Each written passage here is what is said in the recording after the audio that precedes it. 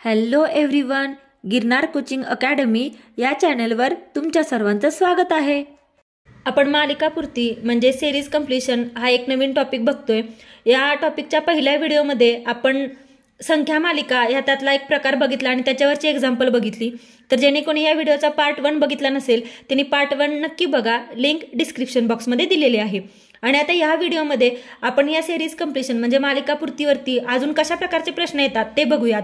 जसं संख्या मालिका असतात तसं वर्णमालिका, संख्या वर्णमालिका आणि लयबद्ध मालिका अशा अजून 3 टाईप आहेत. त्या 3 टाईपवर देखील प्रश्न विचारले जातात. तर आज आपण चालू करूयात वर्णमालिका. तर वर्णमालिका म्हणजे काय? सेम संख्या मालिकासारखेच प्रश्न असतो, म्हणजे वर्ण दिलेले असतात आणि त्या थोडक्यात लेटर, इंग्लिशमध्ये जे लेटर असतात ते लेटर दिलेले असतात आणि त्याच्यामध्ये एकमेकांसोबतचा काय संबंध आहे तो ओळखायचा असतो. तर या वर्णमालिकेत सर्वात महत्वाचं काय आहे? वर्ण म्हणजे इंग्रजी वर्णमाला, जे आपल्याला माहिती आहे A to Z किती लेटर्स असतात? 26 लेटर्स असतात. तर सर्वात अशा प्रकारचे प्रश्न सॉल्व्ह करण्यासाठी सर्वात महत्त्वाचं आपण इथे एक्झाम्पल थ्रू बघूयात की आपण ही ABCD लिहून घेतली आहे Z पर्यंत. एकूण किती लेटर असतात? तर 26 लेटर असतात. मग अशा क्रमाने लिहून घेतलं. A to M हे क्रमवार 13 नंबर, नंतर N इथून चालू होतं 14 पासून ते 26 पर्यंत. आणि सेम दुसऱ्या पद्धतीने पण आपण लिहून घेतलंय A to M 13 आणि N जे आपण इथे खाली लिहिलं होतं ते इकडून घेतलं, म्हणजे सुरुवातीपासून घेतलं N to Z, म्हणजे हे टोटल झाले 26 नंबर. मग जेव्हा आपल्याला प्रश्न विचारला जातो तेव्हा समजा एका प्रश्ना थ्रू आपण बघूयात की कसा प्रश्न असतो. समजा हा प्रश्न आहे आपला B, E, I आणि N आणि क्वेश्चन मार्क विचारले आपल्याला, हे 4 ऑप्शन्स दिलेत. तर हे नंबर कशासाठी इम्पॉर्टंट आहेत? सराव करेपर्यंत तरी ॲटलिस्ट हे लिहून घ्यायचं. नंतर सरावानी लिहून घ्यायची पण शक्यतो गरज नाही पडत, पण करेक्ट आन्सर काढण्यासाठी थोडंफार रफली आपण करू शकतो. तर आता हे B आणि E, बीचा नंबर किती आहे? B ते आहे 2 नंबरला. मग हे नंबर कळण्यासाठी हे नंबर लिहून घेतलेत आपण. B 2 नंबरला आहे. नंतर B नंतर काय आहे? E आहे. B नंतर E किती नंबरला आहे? E आहे 5 नंबरला. मग या B आणि E मध्ये कोणते 2 लेटर आहेत? C आणि D. म्हणजे या दोघांमध्ये काय आहे? C आणि D आहे. E नंतर काय आहे? I. हे होतं 3 नंबरला, याचा 3 नंबर होता, याचा 5 नंबर आहे. I किती नंबरला आहे? I आहे 9 नंबरला. तो नंबर आपण लिहून घेऊयात. म्हणजे ह्याच्यामध्ये B आणि E मध्ये 2 होते. आता E आणि I मध्ये किती आहेत? E आणि I मध्ये आहेत हे 3 नंबर. कोणते आहेत? F, G आणि H हे लेटर आहेत. F, G आणि H हे 3 लेटर आहेत. त्याच्यानंतर काय आहे? I नंतर आहे N. आता N चा नंबर काय? N आहे 14वा. इथे आपण घेतले आणि असं लिहिलं तरी काय त्याचा नंबर काही चेंज होणार नाही, 14. मग आता I आणि N मध्ये किती लेटर आहेत? तर 1, 2, 3, 4 लेटर आहेत. ते 4 लेटर लिहून घेऊ आपण. I नंतर काय? J, K, L आणि M. म्हणजे आता ह्यांचा संबंध शोधायचा आहे आपल्याला. इथे किती लेटर आहेत? 2. इथं वाढत गेले 3, इथे वाढत गेलं 4. म्हणजे आता इथे जो पुढचं लेटर येणार आहे ते किती लेटर नंतर असणार? तर इथे असणार 5 लेटर नंतर. मग Nच्या पुढे 5 आपण लेटर लिहूयात. N नंतर काय? J, K, L, M, N. N पर्यंत आलं. N नंतर आपल्याला 5 सोडायचे.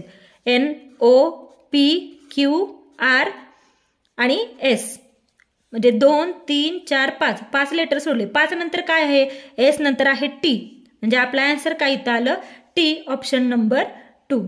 म्हणजे आता प्रश्नात थ्रू तुम्हाला समजलं असेल की हे नंबर का इम्पॉर्टंट आहेत, कारण ह्या एकमेकांचा, ह्या लेटरशी एकमेकांसोबत काय संबंध आहे आणि त्या लॉजिकवरून आपल्याला पुढचा आन्सर काढण्यासाठी हे नंबर, ह्याचा कितवा नंबर आहे हे माहीत असणं खूप इम्पॉर्टंट आहे. म्हणून हे रफली काढून घ्यायचं, म्हणजे आपल्याला आन्सर काढणं सोपं जातं. आता याच टाईपचा आपण सेकंड क्वेश्चन बघूयात.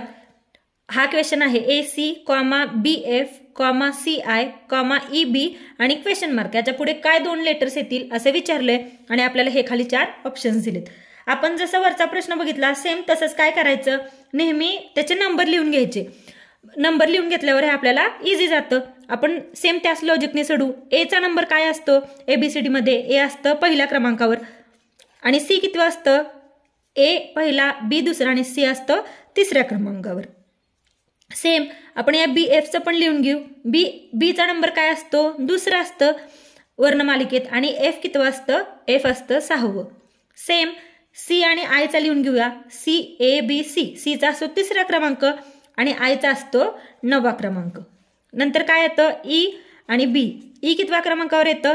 5व्या क्रमांकावर. ए बी सी डी आणि ई. ईचा झाला 5वा क्रमांक आणि बीचा क्रमांक कितवा आहे? 12. आता हे क्रमांक लिहून घेतले. आता या क्रमांकांमध्ये काय लॉजिक लागतं ते बघायचं. 13, 26, 39 आणि 52 ह्या 4 नंबरमध्ये कशाचा संबंध आहे? तर आपल्याला बघितल्याच समजतंय हा आहे 13चा पाढा. 13 एके 13, 13 दुनी 26, 13 त्रिक 39, 13 चोक 52. म्हणजे येणारा पुढचा संबंध काय आहे? बाय डिफॉल्ट 13चा पुढचा पाढा येणार क्रमवार. 13 दुनी 26, 13 त्रिक 39, 13 चोक 52 म्हणजे 13 गुणिले 5 किती? 13 5 65. म्हणजे जे पुढं लेटर येणार आहेत ते कोणत्या क्रमांकाचे येणार? 6 आणि 5 या क्रमांकाचे येणार. मग 6वं लेटर कोणतं आहे? 6वं आहे A B C D E आणि एफ. म्हणजे 6वं लेटर आहे एफ आणि 5वं लेटर आहे ई. म्हणजे आपलं आन्सर काय आलं या क्वेश्चनचं? एफ ई म्हणजे ऑप्शन नंबर 4 हे याचं आन्सर. आपण संख्या मालिकेवरचे प्रश्न बघितले, वर्णमालिकेचे बघितले. आता संख्या आणि वर्णमालिका या दोघांना एकत्रित करून कसे प्रश्न विचारले जातात ते बघूयात. तर प्रश्न बघूया. D/164, C/1111, E/155, G/? म्हणजे अंश छेद रूपात दिलेत आपल्याला. वरती काय आहे? सर्व वर्ण आहेत, खाली आहे ही संख्या मालिका आणि 4 ऑप्शन्स दिलेत. तर हे पण प्रश्न सेम त्याच लॉजिकने सोडवायचे असतात. खूप इझी असतात हे सोडवणं. बघूयात आपण कसं सोडवायचं. आपण सर्वात पहिला आपल्याला काय लॉजिक माहिती आहे? हे जे लेटर असतात त्याचा क्रमांक लिहून घ्यायचा.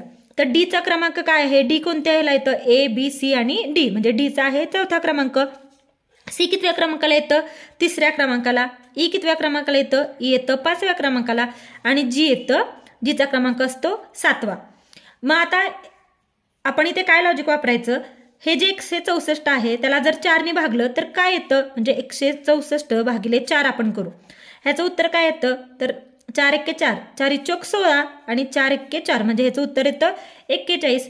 सेम आपण करू ह्या सीला, म्हणजे 3 भागू. 111 भागिले 3 ह्याचं काय येतं? 3 त्रिक 9 राहिले 2 आणि 3 7 21 म्हणजे ह्याचं उत्तर आलं 37.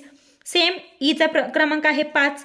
मग 155ला आपण 5ने भागू. 155 भागिले 5, 5 त्रिक 15 आणि 5 एक्के 5. आता हे नंबर बघू. तर काय नंबर आहेत हे? काय काय आलं आपलं? 41. पहिला क्रमांक काय आला? 41. दुसरा नंबर काय आलाय? सीचा 37. तिसरा नंबर काय आहे? 31. मग आता या नंबरमध्ये काय लॉजिक आहे ते बघायचं. आता हे 41, 37 आणि 31 हे नंबर काय आहेत? तर या आहेत मूळ संख्या आणि ह्या क्रमवार उत्तरत्या क्रमाने येणाऱ्या संख्या आहेत. म्हणजे 41 नंतरची लगेच क्रमवार आधीची मूळ संख्या आहे 37 नंतरची आधीची मूळ संख्या आहे 31. मग सेम आपल्याला आता पुढची मूळ संख्या काढायची आहे. मग पुढची मूळ संख्या काय आहे? क्रमवार मूळ संख्या.